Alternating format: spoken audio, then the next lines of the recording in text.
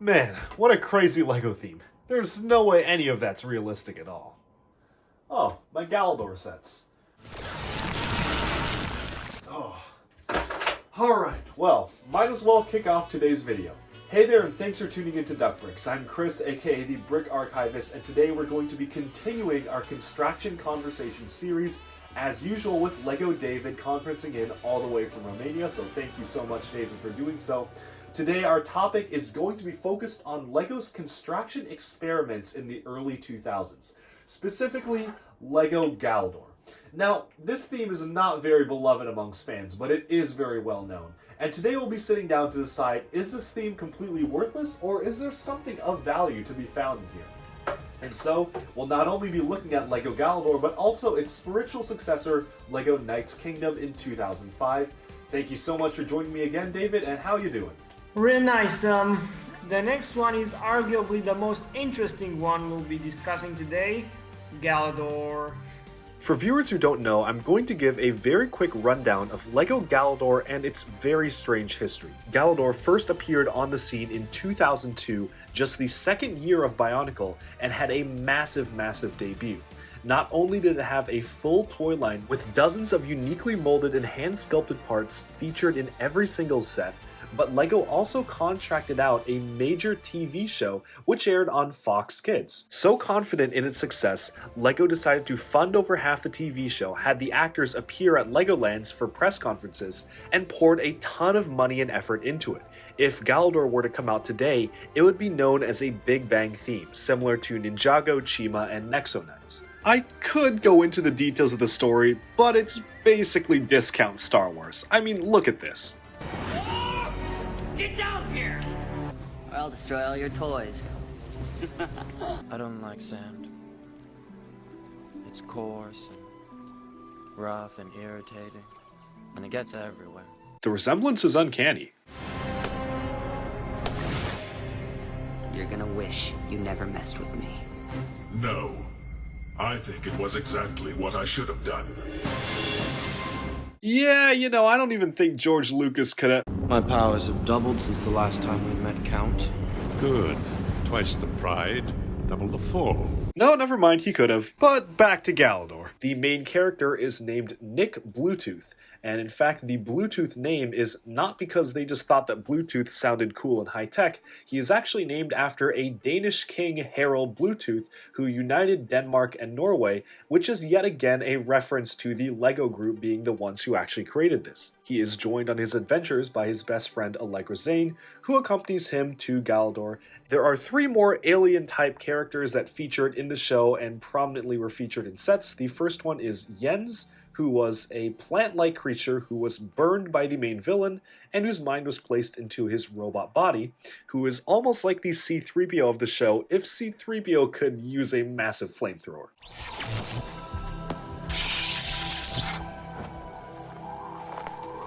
We should be ready to fly in less than a dronal.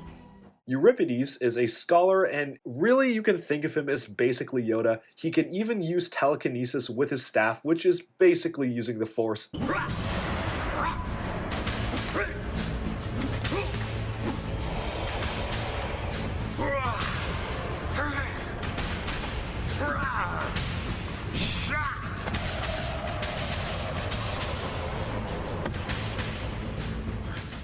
And no, I did not edit that clip in any way, shape, or form. That's just how the show is. But on to the final character, and that is Nepal. I guess, given that they had Yoda and C-3PO, they needed a furry alien creature, and so we get this blue furry guy. Although, to the creator's credit, he's pretty much his own personality, which is kind of refreshing after all the other characters being straight knockoffs. As for the villain, I mean, just listen to the guy. It's Darth Vader. No, I can be better. Yes, you can. You'll make a much better ruler of the outer dimension than I would. I can see that you would do nothing but good. I can. Use the power that's been given to you. Use it to take command of all that stands in your path. The show only lasted 2 seasons, and season 2 was just cut in half, so it really didn't go too far. And unfortunately, out of the 15 sets released overall, basically these were canned almost as soon as they were released just due to low popularity. Nobody was buying these, especially in the same year that Bionicle released their Borak line, which was wildly popular and likely ate up all of the LEGO action figure line sales. In fact, 2 sets were immediately cancelled upon release, and 2 more were released in only very limited quantities. In fact, it was so limited that the only copy of the set currently available for sale, which is Tager right here, goes for hundreds of dollars on Bricklink for just a few pieces. As far as the cancelled sets, only 5 or 6 are known to have been made out into the public, so these are essentially the Santarakavas of the Galador theme, in that they were prototype sets that were never released, but a few snuck out into the public, and I know at least a few of them are owned by the resident Galador fan who works for the LEGO group Nick Voss. Do you own any Galador sets? So I originally did not own any Galador sets except for one McDonald's Happy Meal toy which I found at a thrift store for a few cents and had to get it because it was LEGO. But recently the LEGO designer Nick Voss, he's known on Twitter as Prince Galador, he bought a ton of Galador pieces and was really showcasing the amount of creative things that you can build with just the pieces alone, and having that sanctioned by an official LEGO designer kind of piqued my interest, so I saw some sets for cheap on eBay. I decided to pull the trigger. They were about $10 each, and I was actually pretty surprised with what I got. I got the regular Nick Bluetooth, Gorm, and Jens. Jens was the one I really wanted because he was the most interesting looking one to me as the robot, and what was really interesting about them is that obviously if you have just one figure, you can't do too much with them, but as soon as you have 2 or more figures, the amount of things that you can really do with these guys significantly expands, and I actually had a lot of fun swapping the limbs and coming up with crazy different variations for them. One of my favorite things about these sets is the sheer amount of connection points that are kind of hidden away. It's not very obvious at first, but if you look at Gorm's body, on his back there are 4 empty connection points, not to mention the 2 for the arm and the 1 for his front cloth skirt for the front of his legs. So including the head, that's a total of 8 connection points on one single piece, which is really fun to me, and I was able to do a lot of interesting things just by playing around with the 3 sets I have. I will definitely be getting more in the future though, although ever since Nick Voss posted his Galador MOCs on Twitter, the prices on Bricklink have been skyrocketing, all of these sets are getting bought out, and just last year you could have bought probably every Galador set for around $5 to $10 in total. I mean, people were selling these in bulk because nobody wanted them. Now you have to spend upwards of $20 or so per figure, and that's the really common ones. For the even rarer ones, it can get even more expensive because Galador is having a bit of a renaissance in the LEGO community. But what do you think of it? So originally, like most people, I hated Galador without actually knowing what it was. I just saw it and saw like, oh my gosh, this is the most non-LEGO thing LEGO has ever done. And admittedly, yes, if you show those Galador figures to anyone that isn't very familiar with LEGO, they probably wouldn't believe you if you told them it was LEGO. But everything LEGO does is LEGO. So LEGO has made themselves this brand image that LEGO is about bricks. And let's face it, LEGO hasn't been about bricks in a long time because LEGO is about a lot more things. It has construction, it has technique, it has system, it has a whole lot of things, and even system has evolved a lot more past the generic bricks that we saw in like 1960s or something.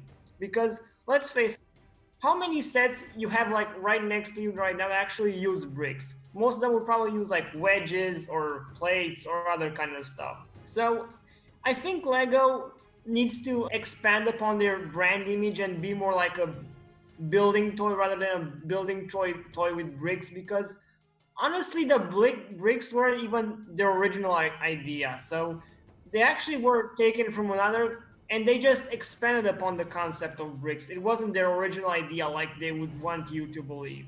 LEGO expanding upon other concepts like action figures and trying to make things that don't necessarily look like LEGO but still maintain the LEGO creativity of playing around, being creative, I think that definitely counts as LEGO, because to me, LEGO wasn't about bricks or about minifigures. It's about creativity and building and being creative. And I think Galador definitely achieved that. So if it were just static figures that you couldn't take apart, then yes, you could discard them as not being Lego, but Galador actually has a lot of creativity potential and a lot of mocking potential if you get creative. You know, I 100% agree, and I think one of the best things about LEGO Galador was that you weren't just buying action figures that only came in one set. The entire point of Galador is to quote-unquote glitch or to change your limbs into someone else's. So, while a bit of a silly concept, it works perfectly in play because it directly encourages kids to mix and match the standardized and basically large and prefab pieces that they get in sets and try to use them in unique and varied ways. In fact, LEGO was very adamant about this being a main feature of the show. It's almost like how Spinjitzu is well integrated into Ninjago today. Glitching was the Spinjitzu of Galador. Yeah, that's fascinating. So, what's your favorite Galador set that you got so far?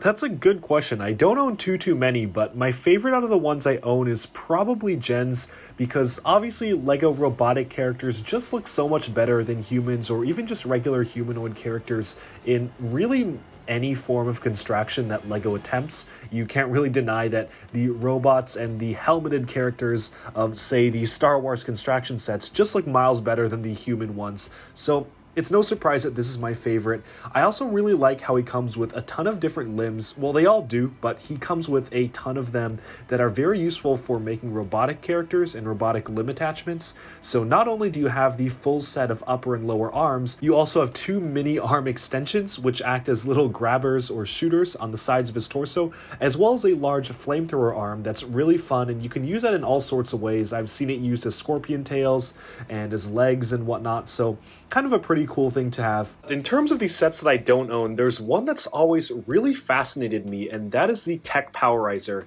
It was a interactive media toy, the likes of which has really never been seen ever again with LEGO. And there's so much you could do with it. I'll just let some snippets from its commercial explain. Bring the Galador experience to life. It's no use resisting. Receive signals from the Galador TV show. Right into my trap. Orion activated. I'm ready. Start with 7 missions. Buckle up for portal entry. Hit the control. Use the Keck Powerizer to control the missions. Turn good into evil. We meet again. Unlock the secrets of Galador with Galador.com. Download new missions from the web. Win new missions. New game downloaded. Amazingly awesome. Trade missions. Initiate swap. All Powerizers are interactive. Ready, aim, throw. Miss, shield, engage. Center mark. Inflict Orion shield. viruses. I caught amphibid allergies. Perhaps by owning this, you'd have as much fun as this kid. As you can see, not only could you hook it up to play games with itself or even other Keck Powerizers, but it could actually listen for moments in the TV show to react to, download new games from the web, and even interact with the associated game for Nintendo. This model was really supposed to bridge the gap between everything Galador, from building an action figure and playing with it, to representing in the show, and to even interacting with the game. And it's such an interesting concept for a LEGO model.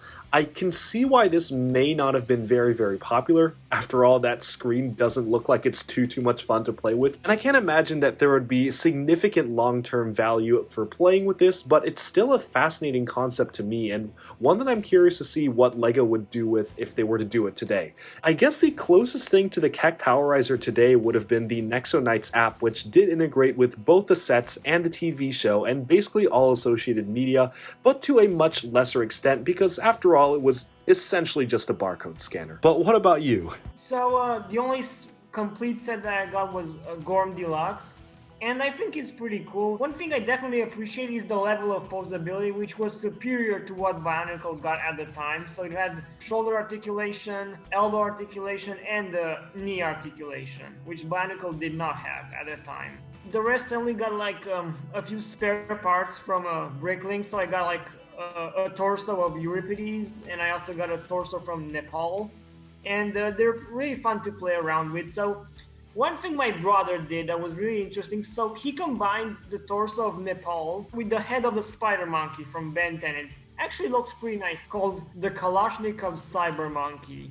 I love that name. So his idea was that it was an experiment made by the Soviet Union.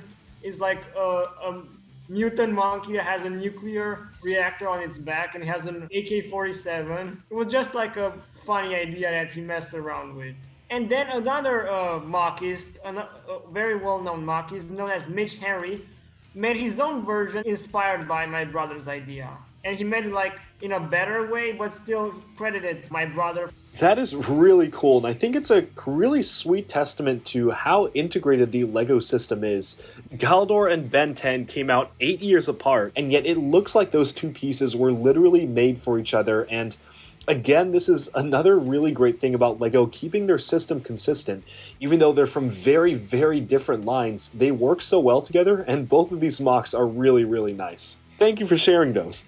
And I guess we've talked about the sets enough. I'm wondering if you have any other MOC spotlights, or we can use the rest of the time here to take a look at some of the really unique ways that creators in the community have used to integrate Galador parts in unexpected ways. It would be nice if we shared some Galador MOCs around, because I think one thing that definitely made Galador as popular as it became, like with the cult following it had, was because of the MOCs that people have made using Galador parts. Let me share around one I made. So a while back, I made a Toa using the Gorm body that I got. It has like this really beefy guy, which I really like. He's strong, he's muscular.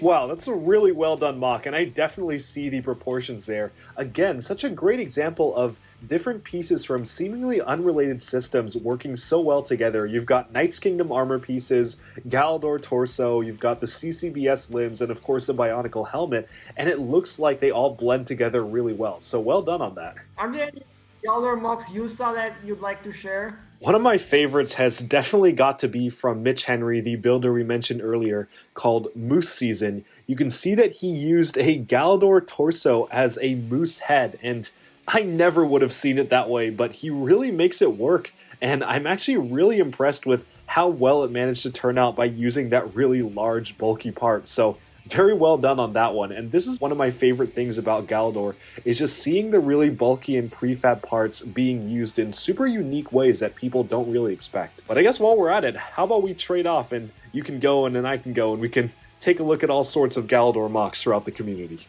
This guy really likes to mess around with like weird and obscure parts, and then he made this frog using an Allegra torso by Logan W, and then those eyes are like stickers from some old set. I don't know exactly where, but he put them around. It actually looks like a mouth, and it's really nice. I absolutely love that, and it's kind of in the theme of the previous one we shared, with a unique animal being made up of a unique Galador torso, which is not something that you'd expect from these Galador pieces, but certainly very impressive when you see it.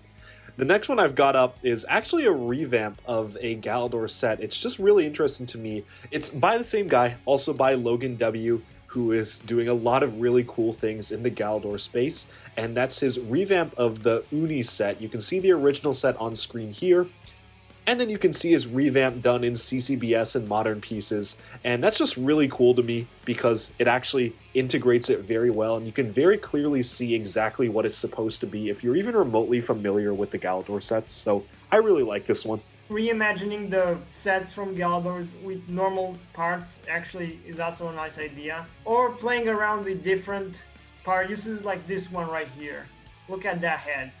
It's a Galador piece.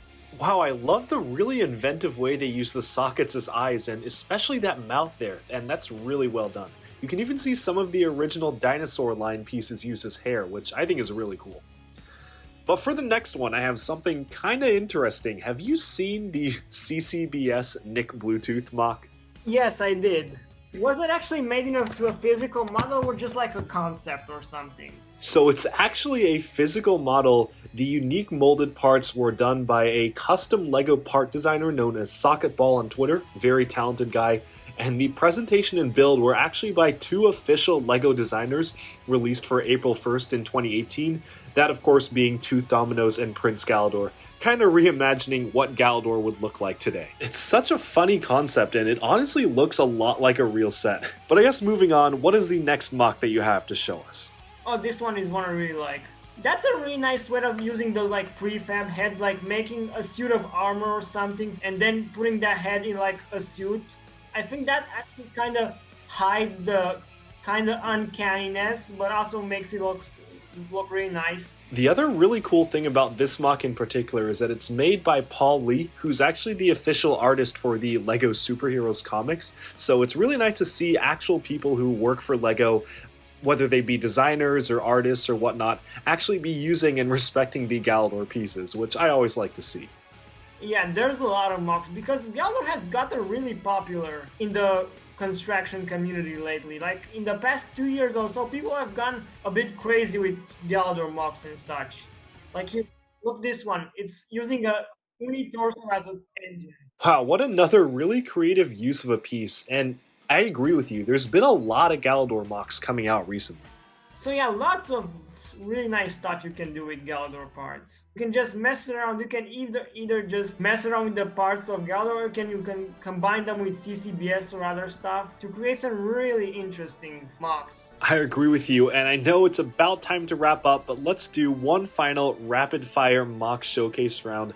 Check out this one featuring a blend between the Star Wars CCBS figures and Galador. I really like how you use the range super helmet. It works really well. And one of my favorites, let me pull it up right now. Look at this one. Wow, that is absolutely incredible. I really love how they use the lines on the torso to showcase teeth and that extra joint connector as the eye. That's just so well done and really just doesn't even look like Lego at this point in a good way. I mean, it looks really organic and alien. And I guess as one final one, remember the MOCR, which was the cancelled set and only 5 or so exist in the world and it's super hard to get?